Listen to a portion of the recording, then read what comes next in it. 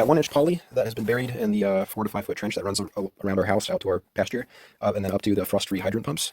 That line has been ran through the wall of the foundation into the cellar, but you can't see it from here, but it's just a tiny length of pipe that's basically just shoved through the wall below the frost line and then up to where it can be accessed now into the cellar, and the plumbing can be done to actually hook it up to a water source. But we haven't hooked it up yet, so it's all buried in the frost-free hydrants are set up, but there's no water connected to the pipe. So what I'm planning on doing is, rather than using some sort of a fitting connected or teed off of one of our water lines that runs to the faucets and stuff in our house, instead of doing that, I'm going to be hooking up to the same line that runs from our well pump. I don't know what pressure is coming from the well pump. I assume it's higher than 60 psi. Maybe I'm wrong about that. But one thing I do know is that this pressure gauge measures the pressure of the expansion tank, which is not necessarily the pressure of incoming water from the well pump. So whatever tubing I do end up attaching or teeing off of this well pump main line, it's going to have to be the heavier duty stuff, not just the 100 psi like sprinkler system, irrigation grade stuff, but the heavier well pump city line rig stuff, which is 160 psi to 200 psi. So yeah, that's the kind of pipe I'm going to be using, 160 to 200 psi black poly. And of course, any connections we're making to our poly with insert fittings, these barbs, we want to make sure we have 2 crimp rings with the tighteners on opposite sides of each other. But basically my plan is to tee off of, I'm not sure how I'm going to do the tee. As you can see over there, I made a tee fitting that's got barbs and also insert barbs and then a male pipe thread. I might adapt to this here. I might rip this elbow out and then replace it with the tee, or I might put the tee somewhere along the length of this pipe and then have it come out like that to the line that's going to be going over to the hydrants out of the pasture. But the important thing that I've done here is it's not as simple as just teeing off of this line and then running the line straight out to the field. You have to have a way to regulate that water in terms of pressure and gunk, and you also have to have a way to shut it off, to monitor the pressure, to drain it. All right, so this is my kind of final setup for now. So I have my main line coming from my well pump secured onto an insert fitting. That it's insert fitting on this side and then MPT on this side, and it goes into a check valve to a T with a pressure gauge, so I can monitor the pressure coming in from my well pump as I do things like shut off a valve here, or maybe I watch what happens as the pressure tank recycles, you name it. That's what this pressure gauge is here for. I guess it would have made more sense for me to also have a check valve on the other side of this, or maybe if I had just taken this check valve and put it on this side instead of that side. And the reason why is because this pressure gauge would tell me only what's coming from the well pump line if I had a check valve on this side, because the check valve only lets water one way. But the way I have it now, this pressure gauge is also going to be telling me mixed information, which isn't, I guess, bad, but it's going to be also telling me what's coming from my pressure tank too. Because I didn't know this before. I'm not a plumber, and maybe this is just me being stupid, but I always assumed that water entered the pressure tank T from one side and then came out the other side of the T. I didn't know that the water from the tank came out and went that way and that way. I always thought there was some sort of magical valve beyond this pressure switch that only let water go one way, that way. But yeah, I guess it makes sense to me now. I don't know why I thought what I thought, but yeah, the pressure that comes out this end is going to be the same pressure that comes that way. So, and that is what allowed me to put a T here to go to my yard hydrants, rather than having to put it on the other side of the tank. But in any case, yeah, let me get back to what I was saying. So yeah, the water comes through the pressure gauge. I have a ball valve here in case I need to isolate the system if I need to work on anything. I don't have to necessarily shut off my well pump. I can just close this valve. And then, I'm not going to go over these, but these are nipple couplers, these little MPT fittings that go into the female ends of all these different other fittings. But yeah, then after it goes to the ball valve, it comes to my T with an elbow up to a check valve, so that the water from the hydrants, if there's any backflow, not only am I saving my system from having all that water come back and potentially contaminate anything, but more importantly, it's to help prevent water hammer, which is what happens when you shut off a valve really quickly on a tap, especially with electric valves, like on washing machines that shut off instantly. What happens is that sudden stopping of flow can cause the water to reverse and basically smack into other long sections of water, and that's what causes banging in your pipes, and that's what can cause pipes to leak. So you got to think, when you have really, really long sections of pipe that go literally hundreds of feet, like I have out to yard hydrants that go all the way through the cellar and all the way around, like my pasture outside. If you suddenly reverse all that water, that's that's like hundreds of pounds of water potentially. That builds up momentum and then can come crashing into your fittings. So that's why it's important to have a check valve every 100 feet or so, is what they say, because they're rated to handle certain weights of water. So your well pump, up the length of it, if it's installed properly, if it's a submersible pump, should have a check valve every 100 feet. And our well pump is buried 560 feet underground. And then, yeah, so I hope it has it has a built-in check valve at the top of the pump. I hope they put check valves every couple hundred feet. But yeah, that's why I have a check valve here, because I didn't know where my next check valve was upstream. So I put one here. And then, yep, there's a check valve here that acts as the check valve for this 100 feet or so of 300 feet, of pipe. But yeah, I'm rambling. So it comes to the check valve. I have a ball valve here, so I can shut off the water that comes up through the T if I need to. And then what that allows me to do is once I'm up to this point, this is a T with a 1/2 inch drain spigot. So that means that I can shut this off if I want to drain out all the water in this line that runs all the way up, the ceiling, all the way to my yard hydrants. If I want to drain all that water for whatever reason, I can. If I shut this off and then open the drain spigot, put a hose on it.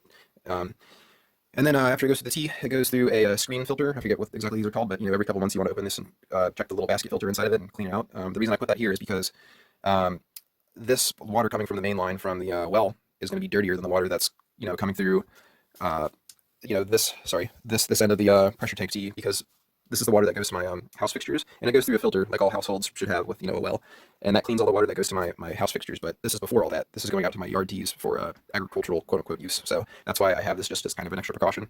If I ever set up irrigation valve boxes out there, I'll be setting up valves with pressure regulating filters and stuff just to catch any extra shit. But yeah, it goes through the filter, and then it comes up to this thing isn't really necessary. I put this on here as kind of because I wasn't really thinking, and I was convinced that I would need this as an extra precaution because I was thinking that I was getting readings of 220 psi from my well pump, which is absurd. But all that was water hammer when I was seeing the pressure gauge go up like that because I had things installed a little bit improperly the first time around I did this. So all this does is it's important to have these, I guess, for people in municipalities where they need to make sure that there's like a regulated pressure, like no matter what, regardless of third-party installs of tanks or whatever. What this does is it keeps any incoming water from anything, depending on what these are rated for. Like this one's rated for I think like 300 psi. I could be wrong about that, but it basically there's a little knob on the top of it. I'm not going to go into how you work this through other videos about that, but you can adjust the pressure, the maximum pressure that it will let come through the other side, and the max on this is 75. So I turned it all the way up to 75 because I need to have as much pressure as I can go out to my yard hydrants. I probably should have put this on, but I guess I'm leaving it on because of the convenience, though, that it has a union O-ring fitting that allows me to disconnect this without having to take apart the whole thing, because I can just loosen this washer and then take this off if I need to do maintenance. Because these are all just threaded one direction, so that it makes it a real pain in the ass to try and undo something if I have to, but this allows me to. So I guess I'm just going to leave it on. And it was expensive, so I mean, I have it here. I can reuse it if I need to for something else. I know that sounds stupid, but whatever. Okay, so it goes up into a brass insert fitting with the hose clamps up to poly pipe, which I've insulated for condensation. And then it comes up to an elbow where I have a pressure gauge. And then that tells me the water pressure coming through, which should be the same relatively, minus like a PSI or half of a PSI of what the tank is. But it's still helpful for me to have a pressure gauge here, just so I know exactly what's going on, and I can diagnose things. So then the water comes through here, and this was kind of an afterthought after I installed these fittings a couple times with the brass insert going through the poly, but now I'm resorting to using 3 hose clamps instead of 2, just because it is kind of a difficult job for a novice like me to do the whole propane torch / heat gun install, where you heat up the poly pipe until it sweats, and then insert the barb fitting and then quickly clamp down the hose clamps. That's kind of a sketchy process for me. I fucked it up a couple times where either I didn't get it hot enough, or maybe it was too hot, or maybe I didn't wait long enough to turn the water on for it to cool and expand. I don't know, but like I've had pinhole leaks a couple times where I've had to cut it and redo it, and it's a motherfucker to do that. It's really aggravating and really deflating. So I just for added security, I use 3 instead of 2. But yeah, and then it goes into the long length that I've hung on the ceiling with pipe strapping all the way to the ass end of my cellar, and then it goes out the wall to the yard hydrants. So yeah, that's the setup. One comment I'll make is that I had a check valve here earlier, and that was causing me a lot of headaches because I wasn't realizing that the check valve was preventing any water pressure from coming to this T. So I had to remove this check valve. A lot of installs, depending on what state you live in, will have a check valve here just because it's like code to put a check valve here to prevent backflow. But a lot of people say that, and some states even ban you from doing that, from having any check valves above ground. But the problem with having a check valve here is not only does it not let water this way, which I guess is good because it prevents water hammer that way or whatever, or backflow contamination. But the problem though with having a check valve here too is that from what plumbers have told me is that if you have a leak in any of your check valves down your well pump, you won't know because the check valve here will basically mask what's happening down there, and it will lie to your pressure gauge, and you won't know that there's a leak down there, which I guess doesn't really matter for me because I've got bigger problems if I have a leaking check valve down there. I mean, that means that like my pump's fucked up and I need to replace it or something. But I guess that's the reason why some people don't put one here. Like I said, I took it away so I could have water pressure running this way. What I might do in the future is install multiple pressure tanks, because what I've learned from talking to some plumbers is that I didn't know this either, and maybe this sounds stupid, but I did not know that if you have 1, 2, 3, 4, 50, 500 pressure tanks, and these are like in series with each other, they're all going to have the same pressure at each other. They're all going to equalize, which makes sense because this is a diaphragm tank, but if you picture them all as bladder tanks, with the air bladder, the balloon that fills up inside, I mean, there's nothing electrical or there's no motor causing that to expand. If the balloon that's inside of there is expanding because there's water being let in, being pushed from the well pump or some sort of a motor pushing water into the tank. Sorry, my phone cut out, but I just wanted to explain the way diaphragm tanks and bladder tanks work real quick. I think that's where my phone cut out. So water enters your tank T and then into your tank, and that water, if you have a bladder tank, it goes inside this rubber um, bladder, this balloon, and as water enters, what happens is the balloon fills up, but the air inside of the tank around the balloon gets compressed, so that increases the pressure that is fighting to compress against that balloon and squash it. So what happens is when you have your pipes filled with water such that all your faucets in your house are basically charged, meaning there's water behind them and you just have to turn that faucet open to let water out. What's happening is as you're letting that water out, water is not only leaving your faucet and coming out of the pipes that lead to your faucet, but that water that drains out is draining the water that's in the bladder of the tank. So as that happens, the pressure of that air inside the tank decreases because there's more volume now for that air, and it's not being compressed as much as if it was when the balloon was full and you had your faucet valves closed, trapping all the water in your pipes, thus trapping that water in the balloon.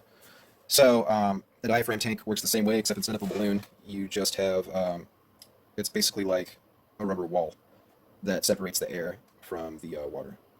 But it's basically the same shit. I'm not going to get into like the nitty gritty about like which one's more efficient or the slight differences and how they're machined and whatnot. But it's just a balloon versus a wall separating the water from the air. That's conceptually the only difference. But yeah, so if you have a bunch of tanks in series, whether they're bladder, or if you have a bunch of, let's say you have 20 bladder tanks all in series with each other, all in line with each other, they're all going to fill up with water and drain water and change in air pressure at the same rate as each other, because if they're all tied to the same system, where there's the same inlet of water coming from a main line and the same, you have faucets in your house tapped into the same system, and all that water is on the same system. I mean, the pressure in the system is all going to be the same because there's no electric motor or anything that's pumping up the pressure inside of any of these tanks. It's all operated by just basic mechanics of gravity and pressure. So if I open a faucet, all 20 of those tanks are going to let water out of their bladders at the same time. So they're all going to have the same relative pressure as each other. So that's why it might make sense for me to add a second pressure tank, because although the pressure of your system is going to be the same, your water pressure will be the same, you will have more volume. And that's important because doubling the volume that you have will decrease the amount of cycling, or essentially decrease the amount of times your well pump has to kick on and off, because the well pump only has to turn on when the tank is empty and it hits the low pressure cutoff level, whatever you set that to, be it 20, 30 psi, and when a tank is empty and not empty, but when the pressure is low enough, meaning the bladder has shrunk enough, the pressure switch tells the well pump to kick on and fill the bladder with water. So if you have a really small, if you just have one really small bladder tank, you're going to basically have to fill that tank many more times than if you had 20 of those tanks, because the pressure, if you had 20 of those tanks, it would take a long time for all 20 of those tanks to get down to the low PSI point compared to if you just had that one, because all your water is the same in the same system. So if you have increased volume, it's going to take longer to decrease that pressure. You know what I'm saying? I'm fucking rambling at this point, but that's my basic thoughts. But like I said, what I've learned is that even though your well pump has to fill a tank more often than not, that doesn't mean that your pump is necessarily turning on and off a bunch of times. What it means is that your pump is staying on and your impeller is moving for as long as it takes for your tank to fill, which the key point here is that if I open a faucet and let's say I take a shower and water is continuously draining out of the tank is always going to be filling constantly, because after let's say I turn on the shower for 30 seconds and after 30 seconds it hits the low PSI point, well, I haven't turned the shower off. The shower is still draining water and that tank still is at that low pressure point as long as I have the shower faucet open. It's and the well pump continuously has to fill that tank to meet the continuous draining of the tank caused by the shower being open. So it's not, I guess, the end of the world to have the setup I have with just my one tank, because my pump, unless I'm using more than my pump or more than my tank can supply, my well pump will just be continuously filling the tank to meet the demand of all my faucets and my irrigation. But ideally, you want to minimize even that if you can, and that's why the whole storage tank / getting more pressure tanks idea comes into play. But I'm not going to do that because it's very expensive until I have a good idea about what my gallons per minute is and if I actually need to buy these things down the line. So that's my thoughts for now. But I guess the real thing that I should do is install a water storage tank. I'm not sure where. It should be maybe near my well, buried underground. It's such a depth that maybe it doesn't freeze or whatever. I'm not really sure what to account for. The frost line is 5 feet deep in Maine, where I live in Maine. But what makes sense, yeah, is to have a water storage tank, which are not pressurized, but they're just big holding tanks for water. And what they do is, if you're having a high agricultural use of water, they prevent you from just constantly pumping your well pump they save the life of your well pump, because what happens is you are drawing water from the tank before you're drawing it from the well, because the storage tank is in between your well and your system. So you would need like a pretty big one, I would think, like at least 300 gallons, maybe 2,000 gallons. But the way that these work is that even though water is entering the tank from the pump, there's not enough, there's nothing causing water pressure to happen beyond between the storage tank and your system here at your household. So usually what happens is you install a booster pump inside of or I guess attached to your storage tank, and the booster pump is usually a lot cheaper, I guess, than a submersible well pump, and easier to replace too. And what that does is you're using that as your workhorse instead of necessarily your well pump, because your well pump will only kick on to fill that big storage tank in one continuous long burst, rather than cycling on and off to fill a tiny little bladder tank.